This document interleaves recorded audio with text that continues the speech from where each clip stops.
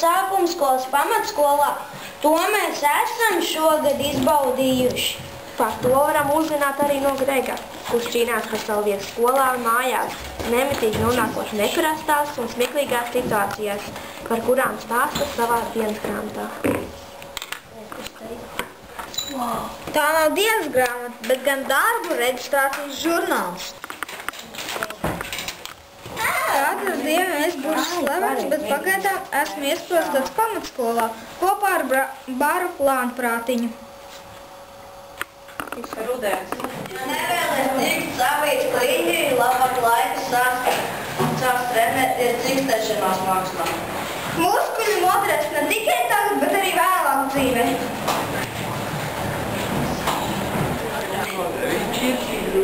Godīgi sakot, man šķiet, ka pamatskola ir labākā iestāde, kas jebkad radīta.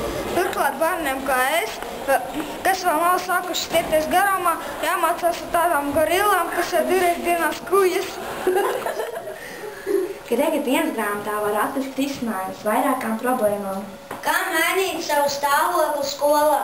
Kā tikt galā ar lielajiem faimiņu puikām? Kā iegūt popularitāti meiteņu vidū? Kā nokļūt pamatskolas gada grāmatā?